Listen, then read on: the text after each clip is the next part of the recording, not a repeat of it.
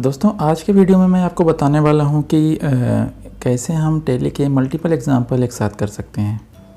कोई भी लेन देन करें, कोई भी ट्रांजैक्शन करें तो उसके कई एग्जाम्पल्स मैंने जैसे कि पीछे के चैप्टर्स में आपको बताए हैं, वो मैं यहाँ पर आज एक साथ मिक्स करके करूँगा।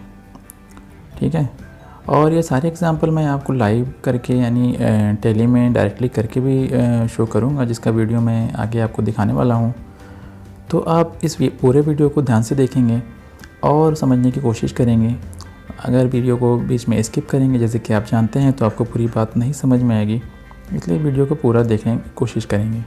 तो ठीक है, तो मैं आपको ये पूरा एग्जांपल बताने की कोशिश करता हूँ कि इसमें कैसे हम काम करते हैं। इस वीडियो में मैंने टोटल 10 एग्ज़ाम्पल लिए हैं जो मैं आपको बारी बारी से एक एक करके बताने वाला हूँ। तो एग्ज़ाम्पल और प्रैक्टिस आइए हम देखते हैं कि ये एग्ज़ाम्पल और प्रैक्टिस कैसे करने हैं।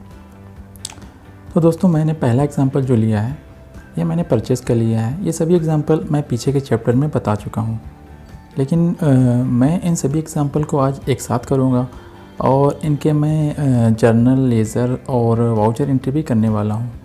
तो पहले एग्ज़ाम्पल में मैंने परचेस किया है सचिन से, दूसरे में मैंने सेल किया है साकिब को 3000 का, डिपॉजिट किया है मैंने ICICI बैंक को 4000 का, सेल किया है मैंने कूलर विजय सिंह को, परचेज़ किया है मैंने माउस 300 रुपये का, पेमेंट किया है मैंने इलेक्ट्रिक बिल 1200 रुपये का, सैलरी मुझे प्राप्त हुई है 10,000 रुपये की, मैंने बैंक से पैसे लिया विड्रा किया है SBI बैंक से 2000 रुपया, कंप्यूटर रिपेयर किया है मैंने 3000 रुपये का।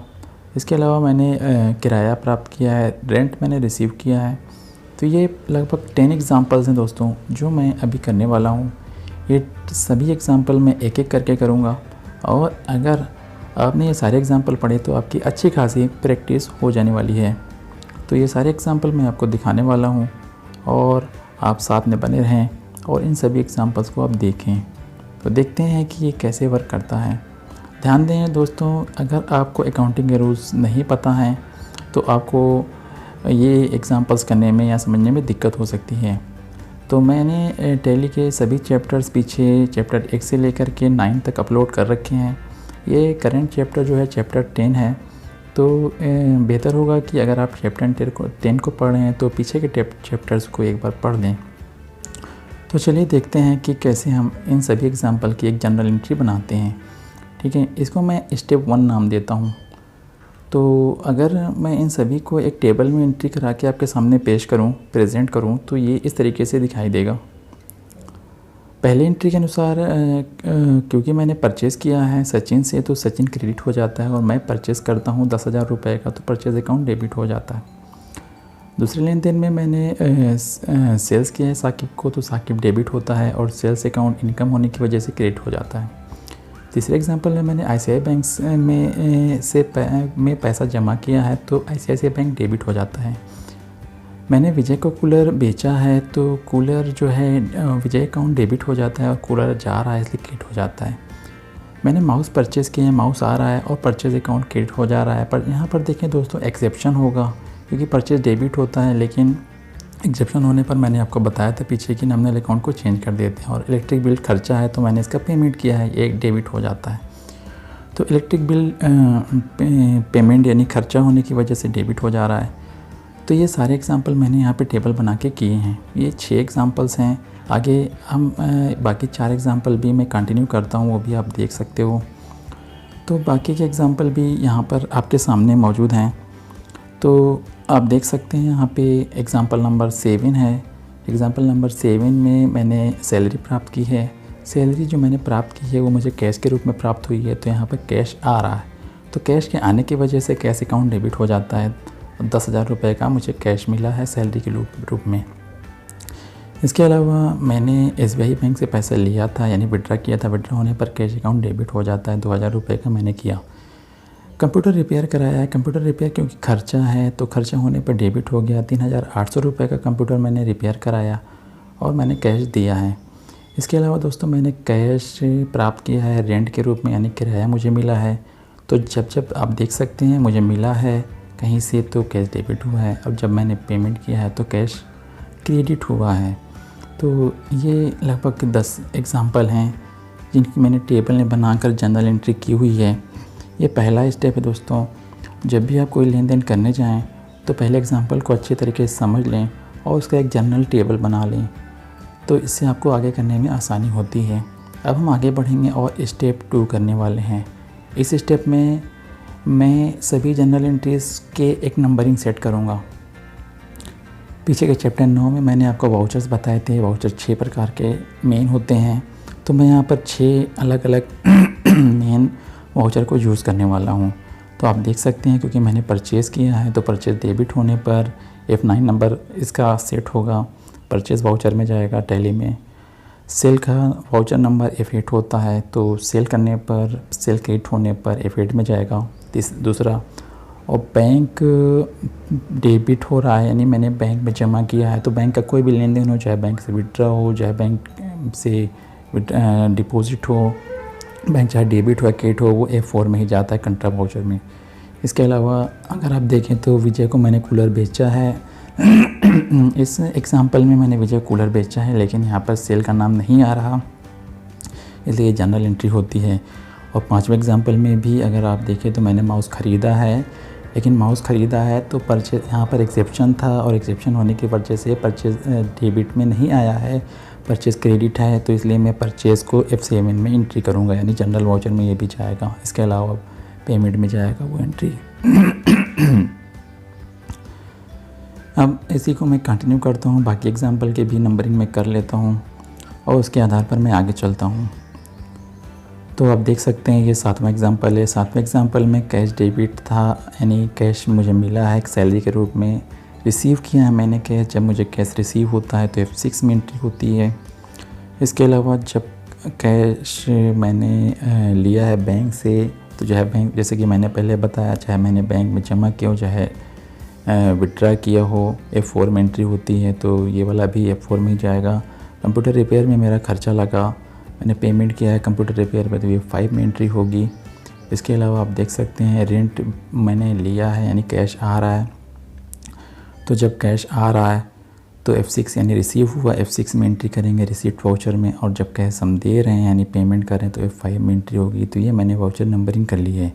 तो आप एक बार अच्छे से वाउचर सारे दोबारा पीछे के चैप्टर में जाके पढ़ लें, जिससे आपको सभी नंबरिंग के कॉन्सेप्ट याद हो जाएंगे। पीछे मैंने वाउचर नंबरिंग दी है। तो दूसरे स्टेप में आपको क्या करना चाहिए, दूसरे स्टेप में आपको वाउचर की नंबरिंग कर लेनी चाहिए।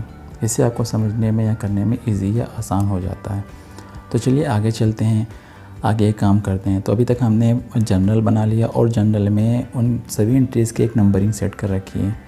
अब इतना करने के बाद अब हम रेडी हैं और हम टेली में लाइव जा करके इस काम को करके देख सकते हैं। यानी स्टेप 2 हमने समझ लिया है, स्टेप 1 स्टेप 2 हमने समझ लिया है कि जनरल कैसे बनाएं उन सभी एग्जांपल्स के, और हमने ये समझ लिया कि कैसे हम जाके इनका नंबरिंग करें। अब जो नंबर हमने किया है उसी नंबर के आधार पर हम टेली में चलिए एंट्री करते हैं। तो चलिए ये काम हम शुरू करते हैं और टेली ओपन करते हैं। तो मैं टेली ओपन पहले से ही कर चुका हूँ, मैंने यहाँ पे एक कंपनी बना रखी है।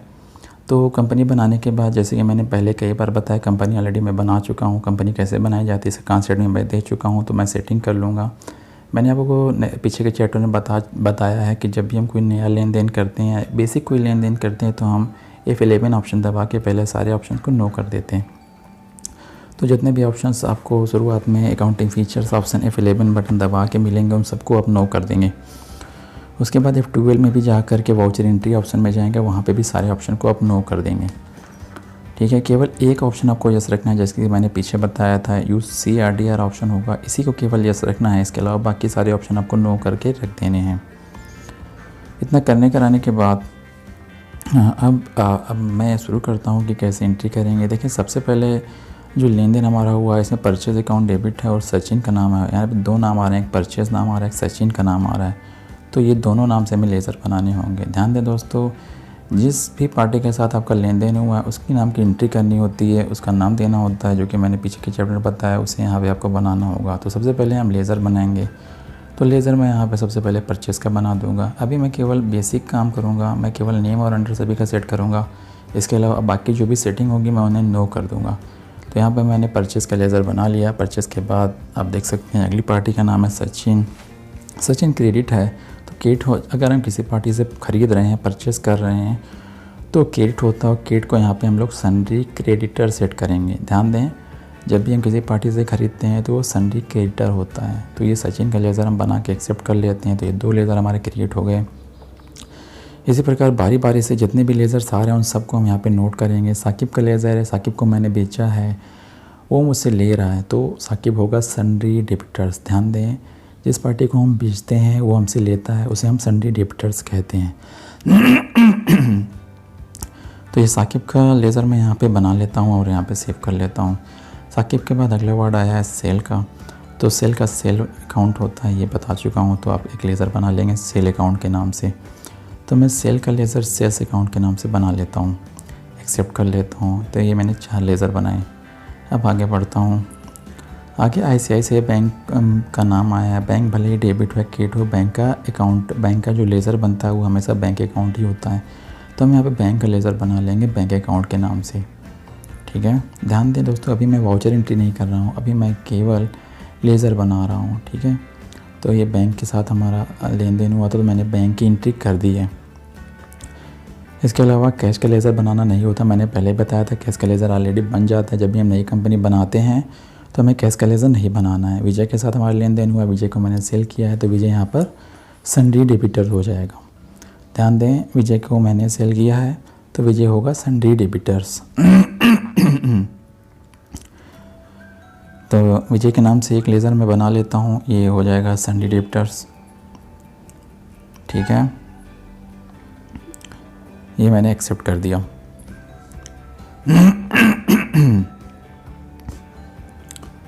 इसके अलावा यहाँ पे कूलर है। कूलर एक संपत्ति होती है, जब भी कोई संपत्ति रियल अकाउंट होता है उसे हम करंट या फिक्स एसेट लगा सकते हैं। तो यहाँ मैंने करंट एसेट लगा दिया। इसके अलावा माउस का भी नाम आया है। माउस भले ही डेबिट क्रेडिट हो या कोई भी सामान हो तो उसे भी हम यहाँ पे करंट एसेट लगा देंगे। माउस छोटा सामान है तो हम इसे करंट एसेट में सेट कर लेंगे। तो मैं अगला लेज़र बनाता हूँ माउस के नाम से, इसे मैं करंट एसेट सेट कर दूँगा। एक बार आप जनरल बनाना लेज़र बनाना सीख गए तो आपको बड़ी इजी हो जाएगा कि आपको कौन सा अंडर किस नाम पे लगाना है। तो मैं यहाँ पे माउस का ही बना चुका। माउस का बनाने का परचेज़ का मैं ऑलरेडी बना चुका हूँ, तो मुझे नहीं बनाना है। इलेक्ट्रिक बिल का बनाऊँगा मैं, क्योंकि मैंने पेमेंट किया है तो इलेक्ट्रिक बिल एक खर्चा है हमारे लिए। तो जब कोई खर्चा होता है तो मैं उसे डायरेक्ट एक्सपेंस कहता हूँ। तो मैं अगला लेज़र बनाऊँगा इलेक्ट्रिक बिल के नाम से और इसका अंडर मैं सेट कर दूँगा डायरेक्ट एक्सपेंस। तो ये मैंने सेट कर दिया इलेक्ट्रिक बिल डायरेक्ट एक्सपेंस। इसके अलावा कैश का तो बन चुका है, मुझे नहीं बनाना है। अब मैं आगे के एग्जांपल लेता हूँ। यहाँ पर अगर आप देखें तो कैश का तो बन ही चुका है। सैलरी का बना लूँगा। सैलरी एक तरह की इनकम होती है, तो मैं इसे डायरेक्ट इनकम सेट करूँगा। सैलरी मुझे प्राप्त होती है, सैलरी से मुझे इनकम होती है, तो जहाँ इनकम होगा वो डायरेक्ट इनकम हो जाता है। तो सैलरी का अंडर मैं सेट करूँगा डायरेक्ट इनकम।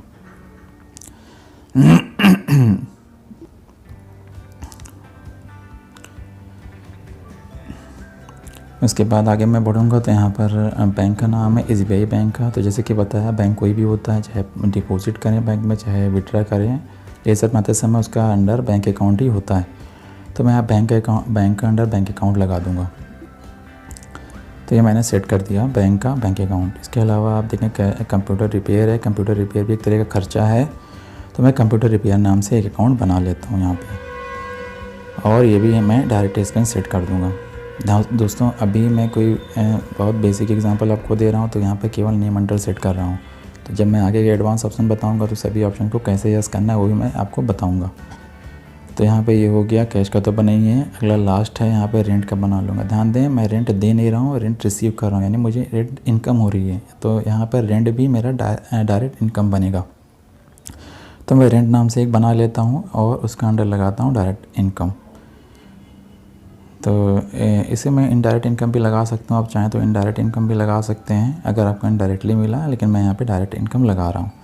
तो इस तरीके से यहाँ पे ये मैंने सभी लेज़र्स बना लिए जो कि मैंने अपने एग्जांपल के आधार पे बनाए हैं। ठीक है, तो अगर आप सभी बातों को समझ रहे हैं, लेज़र बनाना आप देख सकते हैं कैसे बनाया जाता है। एक बार मैं चेक कर लेता हूँ, देख सकते हैं कैश का लेज़र ऑलरेडी बना हुआ है। प्रॉफिट लॉस का भी लेज़र बन जाता है, वो मैं आपको बताऊँगा बाद में। लेज़र बनाने के बाद अब आप एंट्री कर सकते हैं, यानी जो भी लेन देन आपने किए हैं, जो भी सेल परचेज़ या पेमेंट रिसीव बैंक का कोई भी लेन देन किया है तो आप उसे वाउचर में एंट्री करेंगे अकाउंटिंग वाउचर में जाकर। अकाउंटिंग वाउचर ओपन करने के बाद हम एक एक करके चलिए एंट्री करते हैं। पहली एंट्री हम करेंगे पहली एंट्री मैंने परचेज़ किया था तो मैं F9 बटन दबा के यहाँ से परचेज़ कर लूँगा। तो परचेज़ करने के लिए देख सकते हैं नंबरिंग मैंने पहले ही कर रखी थी, तो मैं यहाँ पर जाऊँगा F9 बटन दबाऊँगा, जो कि आप नंबर देख सकते हैं वो नंबर मैं दबाऊँगा। 1 तारीख को मैंने परचेज़ किया था तो डेट पहले से है। परचेज़ मैंने जिस पार्टी से किया था पहले उसका नाम सेलेक्ट करूँगा, सचिन से परचेज़ किया था। परचेज़ अमाउंट इंटर करूँगा, मैंने 1000 का परचेज़ किया था। परचेज़ अमाउंट इंटर करने के बाद यहाँ पर मैं परचेज़ ऑप्शन डेबिट परचेज़ हो जाएगा, सेट कर दूंगा, ऑटोमेटिकली आ जाता है। उसके बाद मैं एक्सेप्ट कर लूँगा। इस तरह से हमारा पहला ट्रांजैक्शन सेव हो जाता है। बारी बारी से मैं आगे बढ़ता हूँ। आगे आप देखें तो F8 दबाएंगे। F8 का मतलब सेल होता है। साकिब को मैंने सेल किया है तो ये एंट्री हम वाउचर में जाकर F8 बटन दबाकर करेंगे। अब साइड से आप सेल वाउचर भी दबा सकते हैं। सेल मैंने 2 तारीख को किया है तो मैं यहाँ पे 2/4/2020 टाइप कर देता हूँ इस तरीके से। सेल करने पर ध्यान दें, मैंने जिस पार्टी को सेल किया उसका नाम पहले पूछा जाता है, तो मैंने साकिब को सेल किया तो मैं साकिब को सिलेक्ट कर लेता हूँ। साकिब को सिलेक्ट करने के बाद उसकी डिटेल पूछी जाएगी, वो ऑप्शनल होती है। उसके बाद मैं अमाउंट टाइप कर दूँगा 3000 रुपीज़। उसके बाद यहाँ पे मैं सेल अकाउंट लगा दूँगा और ये एक्सेप्ट हो जाता है। इसके बाद मैं तीसरी एंट्री करूँगा। तीसरी एंट्री मैंने 3 तारीख को की थी। ICICI बैंक से मैंने ICICI बैंक में पैसा जमा किया था, डिपॉजिट किया था मैंने। तो ध्यान दें दोस्तों, ये मैं टैली का एजुकेशनल वर्ज़न यूज़ कर रहा हूँ। तो एजुकेशनल वर्ज़न में डेट जो होती है वो केवल 1, 2 या महीने की लास्ट डेट सेट कर सकते हैं। तो मैं यहाँ पर 3 तारीख की डेट नहीं इंटर कर पाऊँगा, मैं 2 तारीख पर ही एंट्री कर लेता हूँ। ठीक है, बाकी ऑप्शन मैं आपको बता देता हूँ। तो मैंने बैंक में जमा किया है, तो अगर आप देखें तो ICICI बैंक जो है डेबिट है और बैंक में मैंने पैसा जमा किया तो पैसा दिया है। तो जो चीज़ क्रेडिट है वो पहले लगा देंगे और कैश क्रेडिट करने के बाद पैसा डालेंगे। ध्यान दें, पैसा दिया है ना।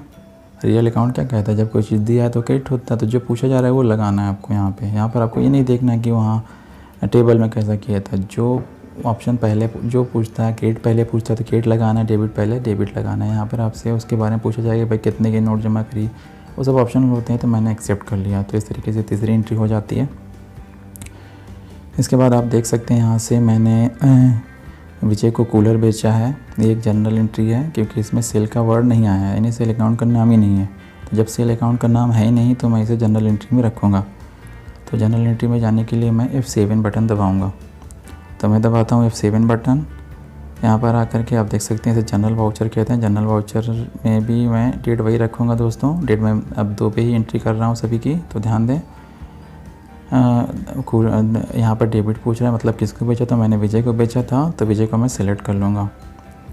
तो विजय को मैंने कूलर कितने का बेचा था, विजय को मैंने कूलर जो बेचा है 5600 रुपये का बेचा है। तो मैं यहाँ पर 5600 रुपये टाइप कर दूँगा।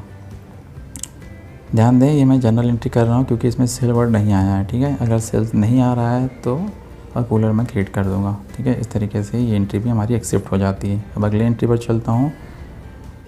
मैंने माउस परचेज़ किया था, यानी माउस आया है, माउस डेबिट है और ये परचेज़ तो है, इसमें परचेज़ वर्ड तो आया लेकिन परचेज़ क्रेडिट है। तो मैं इसकी भी एंट्री जनरल में ही करूँगा। 2 तारीख पे मैं इसकी भी एंट्री कर लेता हूँ क्योंकि मैंने माउस ख़रीदा है तो माउस डेबिट हो जाएगा। माउस आ रहा है, माउस मैंने 300 रुपये ख़रीदा है तो मैं यहाँ पे 300 रुपये टाइप कर दूँगा और उसके बाद इसको भी मैं एक्सेप्ट कर लूँगा। परचेज़ देखें, ध्यान दें दोस्तों, परचेज़ डेबिट होता है लेकिन यहाँ पर जनरल वाउचर में F7 में हम एंट्री कर रहे हैं तो परचेज़ क्रेडिट होगा। ये एक एग्जेप्शन है जो कि मैंने पहले बताया। अकाउंटिंग रूल में कभी कभी एक्सेप्शंस होते हैं, तो यहाँ पर आप परचेज़ की एंट्री कर लेंगे। इस तरीके से ये परचेज़ का ये अगली एंट्री सेव हो जाएगी। आगे हम आते हैं यहाँ पे छठे लेन देन पे। छठे लेन देन में इलेक्ट्रिक बिल का हमने पेमेंट किया है, नॉर्मल एंट्री है। तो क्योंकि पेमेंट किया है तो F5 बटन दबाएंगे। F5 बटन दबाने पर डेट में वही सेट करता हूँ 2/4/2020 और मैं यहाँ पर आने के बाद कंप्यूटर रिपेयर को सिलेक्ट करता हूँ, इलेक्ट्रिक बिल को सिलेक्ट करता हूँ। इलेक्ट्रिक बिल मैंने लगभग 1200 रुपये पेमेंट किया है तो मैं इलेक्ट्रिक बिल 1200 रुपये पेमेंट कर देता हूँ। और क्योंकि मैंने कैश के रूप में पेमेंट किया है तो यहाँ पे क्रेडिट हो जाएगा कैश, ये एक्सेप्ट कर लेता हूँ। तो ये हो गया हमारे 6 लेन देन। अब आते हैं अगले लेन देन पर, 7वें लेन देन पर। 7वां लेन देन जो मैंने किया है वो मैंने कैश जो है डेबिट मैंने पैसा लिया है सैलरी के रूप में, यानी पैसा मुझे मिला है, सैलरी मुझे दी गई है। तो यहाँ पर रिसीप्ट वाउचर में हम जाएंगे। रिसीप्ट वाउचर का नंबर F6 होता है। ये भी मैं 2 तारीख पर एंट्री कर देता हूँ रिसीप्ट वाउचर में। रिसीप्ट वाउचर में आने के बाद यहाँ पे क्योंकि मुझे सैलरी मिली है कैश के रूप में और सैलरी मुझे दी जा रही है, तो पहले क्रेडिट पूछ रहा है तो मैं सैलरी लगा दूँगा। सैलरी मुझे 10,000 मिली है, तो 10,000 रुपये मैं सैलरी सेट कर देता हूँ। कैश आ रहा है, कैश डेबिट लगा दूँगा, ये एंट्री भी मेरी एक्सेप्ट हो जाएगी। आगे आते हैं 8वीं एंट्री पर। 8वीं एंट्री में अगर आप देखें तो यहाँ पे बैंक, मैंने पैसा बैंक से लिया है, यानी SBI बैंक मुझे पैसा दे रहा है। यहाँ पे कैश डेबिट हो रहा है, तो ये भी कंट्रा वाउचर में जाएगा। कंट्रा वाउचर में यहाँ पे भी मैं 2 तारीख की डेट पे एंट्री करूँगा।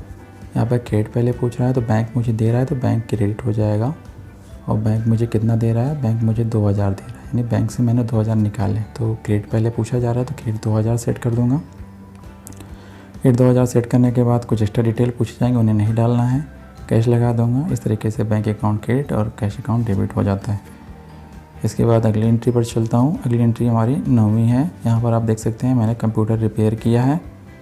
कंप्यूटर रिपेयर में मेरा खर्चा हुआ है, पेमेंट किया है मैंने इस पर, तो F5 में जाऊँगा। यहाँ पर भी मैं 2 तारीख पे एंट्री करूँगा और पेमेंट वाउचर में एंट्री करने पर कंप्यूटर रिपेयर सेलेक्ट करूँगा। कंप्यूटर रिपेयर सेलेक्ट करने के बाद कंप्यूटर रिपेयर है, यहाँ पे आप देख सकते हैं। कंप्यूटर रिपेयर में सेलेक्ट कर लेता हूँ और यहाँ पे जितने भी का भी मैंने रिपेयर कराया है वो एंटर कर दूँगा। मैंने 3800 रुपये का कंप्यूटर रिपेयर कराया है, तो मैं यहाँ पे 3800 रुपये की एंट्री कर दूँगा। और कैश के रूप में मैंने ये खर्चा किया है, पेमेंट किया है, तो मैं यहाँ पे एक्सेप्ट कर लूँगा। अब लास्ट और फाइनल एग्जांपल पर आते हैं। यहाँ पर मुझे कैश रिसीव हुआ है, कैश आ रहा है, कैश डेबिट है। रेंट के रूप में मुझे किराया मिला है, ये भी रिसीप्ट वाउचर में जाएगा। F6 बटन में दबा दूँगा। ये भी 2 तारीख पे मैं एंट्री करूँगा और 2 तारीख को मुझे ये कैश रिसीव हुआ है, सैलरी मिली है, तो यहाँ पर मैं क्रेडिट पे सैलरी लगा दूँगा। 10,000 रुपये एंटर करूँगा, जो कि आप देख सकते हैं। 10,000 रेंट है, सैलरी नहीं है दोस्तों, रेंट है, गलती से निकल गया, तो रेंट 4,000 सेट करके मैं एक्सेप्ट कर लूँगा। तो ये हमारी 10वीं एंट्री हो गई। और ये सभी एंट्री करने के बाद आप जब चाहें इसकी रिपोर्ट भी देख सकते हैं, प्रिंट भी कर सकते हैं। तो मैं आपको बताता हूँ कहाँ से हम रिपोर्ट देखेंगे, कहाँ से प्रिंट करेंगे। इसके लिए आप डिस्प्ले में जाकर डे बुक खोलें। यहाँ पर बाय डिफ़ॉल्ट 1 तारीख की एंट्रीज दिखा रहा है। अगर आपको 2 तारीख का देखना है, क्योंकि बाकी ज़्यादातर लेन देन मैंने 2 तारीख पे किए, तो मैं यहाँ डेट चेंज कर लूँगा। F2 दबा कर भी चेंज कर सकते हैं। तो मैंने 2 तारीख पे एंटर कर दिया, तो देख सकते हैं यहाँ पे 2 तारीख के सभी लेन देन मेरे सामने आ गए हैं। 2 तारीख को मैंने जितने भी लेन देन किए थे वो सभी सामने आ गए हैं। मान लीजिए आपको प्रिंट करना है तो आप प्रिंट बटन दबा सकते हैं। यहाँ से प्रिंट बटन दबाने पर ऊपर देख सकते हैं प्रिंटर का नाम दिखाएगा। ये मेरा रियल प्रिंटर है ब्राउज़र का, तो मैं अभी प्रिंट नहीं करूँगा, PDF में मुझे सेव करना है, यानी PDF में कन्वर्ट कर सकते हैं इसको। मान लिया बाद में प्रिंट करना है तो यहाँ से सेलेक्ट प्रिंटर में जाके आप Microsoft print to PDF select कर लेंगे। अगर आपके पास प्रिंटर ना हो और बाद में कहीं से प्रिंट कराना चाहें या किसी को सेंड करना हो PDF में, आसानी से टैली में कन्वर्ट कर सकते हैं।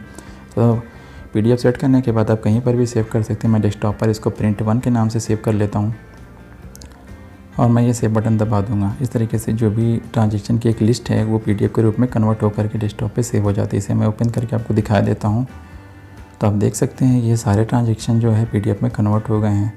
हम इसे जब चाहें बाद में भी प्रिंट कर सकते हैं और कहीं शेयर भी कर सकते हैं आसानी से PDF के रूप में। PDF फाइल के लिए आपके सिस्टम में एडोब रीडर इंस्टॉल होना चाहिए या किसी भी कंप्यूटर या मोबाइल में PDF रीडर होना चाहिए, तभी आप इस PDF फाइल को ओपन करके देख सकते हैं। ये तो हो गई एक साथ सभी एंट्री को देखने की, प्रिंट करने की। मान लिया मैं सिंगल एंट्री को प्रिंट करनी है तो उसके लिए उस एंट्री को सिलेक्ट करके ओपन कर देंगे तो ऊपर आपको प्रिंट ऑप्शन मिल जाएगा। और प्रिंट ऑप्शन दबाने के बाद एक बार आप सेट कर देंगे प्रिंटर, तो आपको बार बार सिलेक्ट प्रिंटर नहीं करना है, आपको यस कर देना है केवल। और मैं इसे प्रिंट 2 के नाम से डेस्कटॉप पर सेव कर लेता हूँ या कहीं भी आप सेव कर सकते हैं। तो इस तरीके से आप देख सकते हैं ये मेरा केवल सिंगल एंट्री सेव हुआ है और इसे भी मैं ओपन करके आपको दिखा देता हूँ। तो आप देख सकते हैं ये मेरा पूरा सिंगल एंट्री भी सेव हो गया। जैसे देख सकते हैं दुकान पे अगर आप चाहते हैं तो आपको ऐसा बिल दुकानदार बना के देता है, तो आप ऐसा अपना बिल बना सकते हैं, आराम से प्रिंट भी कर सकते हैं। तो दोस्तों अगर ट्यूटोरियल अच्छा लगा तो लाइक और शेयर करें, अपने दोस्तों के साथ भी शेयर करें और चैनल को सब्सक्राइब करना ना भूलें। Thank you very much.